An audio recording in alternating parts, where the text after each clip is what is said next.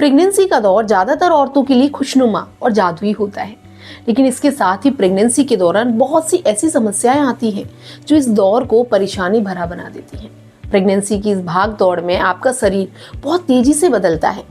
इस कारण औरतों के लिए प्रेगनेंसी के दौरान कंफर्टेबल महसूस कर पाना थोड़ा मुश्किल हो जाता है, क्योंकि आपको दिन रात मॉर्निंग सिकनेस, मतली आना, जी घबराना, चक्कर जैसी समस्याएं रहती हैं। इसी में से एक और समस्या जिसका ज्यादातर औरतों को प्रेगनेंसी के दौरान सामना करना पड़ता है, वो है पैरों में सूजन। इसलिए आज की इस वीडियो में मैं प्रीति यादव आपको बताऊंगी कि प्रेगनेंसी के दौरान पैरों में सूजन आखिरकार क्यों आती है।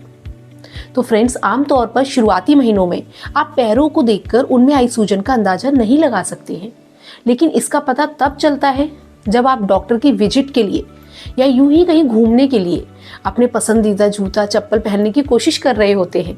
तभी आपको आपके ही जूते टाइट हो जाते हैं और आपको समझ में आता है कि शायद आपके पैरों में सूजन आई हुई है। पैरों में सूजन आना प्रेगनेंसी के 5वें या फिर 6ठे महीने में नजर आता है। इसका मतलब है कि आप प्रेगनेंसी के शुरुआती कुछ महीनों में कम से कम इस मुश्किल से तो बची रहेंगी। चलिए आपको हम सबसे पहले बताते हैं कि हर ट्राइमेस्टर में आपके शरीर में होने वाले बदलाव और उनकी वजह से आने वाली सूजन के बारे में। सबसे पहले हम बात करेंगे पहले ट्राइमेस्टर की। पहले ट्राइमेस्टर में आपके शरीर में तेजी से हार्मोनल चेंजेस आ रहे होते हैं। इस दौरान आपकी बॉडी में प्रोजेस्टेरोन हार्मोन का लेवल तेजी से बढ़ता है और प्रोजेस्टेरोन हार्मोन आपके डाइजेशन सिस्टम को स्लो कर देता है। इस वजह से शुरुआती दौर में आपको अक्सर अपना पेट फूला फूला और डाइजेशन में समस्याएं नजर आने लग जाती हैं। इसलिए आपको ऐसा फील होता है कि आपके पैरों, हाथों और चेहरों में कुछ सूजन आ गई है, लेकिन ये इतनी ज्यादा नहीं होती कि बाकी लोगों को साफ साफ नजर आए। इसलिए पहले ट्राइमेस्टर में अगर आपको बहुत ज्यादा सूजन नजर आ रही है तो इसके साथ ही साथ आपको चक्कर आने, सर दर्द या ब्लीडिंग की भी प्रॉब्लम हो रही है, तो आप इस टाइम तुरंत के तुरंत अपने डॉक्टर के पास जरूर जाएं। इसके बाद आता है दूसरा ट्राइमेस्टर, जो प्रेगनेंसी के 13 हफ्ते से शुरू होता है। इस दौरान पैरों में सूजन महसूस करना कोई बड़ी बात नहीं है। खासकर प्रेगनेंसी के 5वें महीने में अक्सर औरतों को पैरों में सूजन ज्यादा नजर आने लगती है। ये तब ज्यादा होता है जब या तो आप सारा दिन अपने पैरों पर एक्टिव रहती हैं या फिर मौसम बहुत गर्म हो, क्योंकि सूजन की वजह आपके शरीर में खून और बाकी लिक्विड ज्यादा होने की वजह से ही होती है।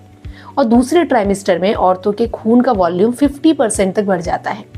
इसके अलावा शरीर में बनने वाले हार्मोनल लिक्विड की वजह से भी पैरों में सूजन आने लगती है। भले ही सूजन की वजह से आपके पैरों की अंगूठी आपको टाइट महसूस होने लगे, लेकिन ये एक्स्ट्रा लिक्विड ही आपके शरीर को मुलायम बनाने और बच्चे को जन्म देने के लिए काफी ज्यादा फायदेमंद होता है।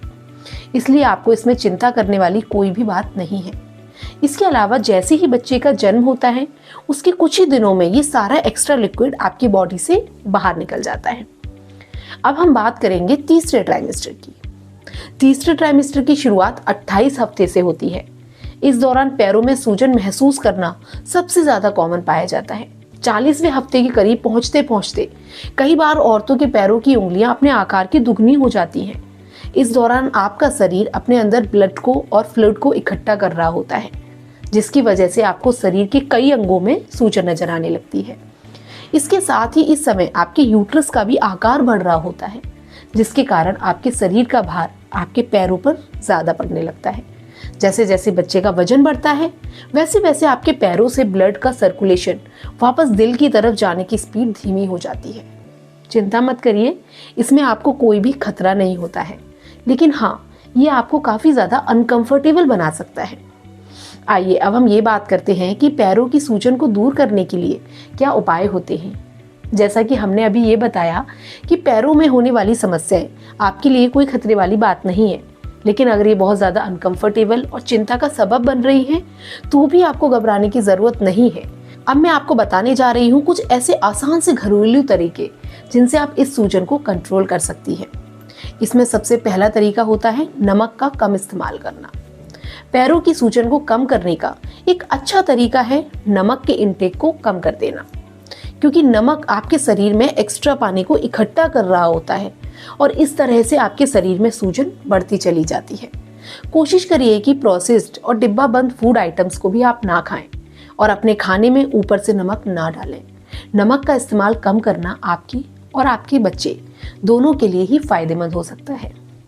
इसके अलावा कई बार सही मात्रा में पोटेशियम ना मिलने की वजह से भी प्रेगनेंसी के दौरान औरतों के शरीर में सूजन की जो प्रॉब्लम है वो ज़्यादा बढ़ जाती है, क्योंकि पोटेशियम आपके शरीर के लिक्विड को सही ढंग से बैलेंस करने का काम करता है। इसलिए अपनी डाइट में कुछ ऐसे फूड आइटम्स शामिल करें जिनमें कि पोटेशियम की भरपूर मात्रा हो। साथ ही साथ इस दौरान पानी ज़्यादा पीना भी काफ़ी ज़्यादा अच्छा होता है। पानी ज़्यादा पीना, अब आप कहेंगे कि जब पैरों में होने वाली सूजन की वजह लिक्विड का ही इकट्ठा होना है तो इसमें ज़्यादा पानी पीने से कैसे सुधार आएगा।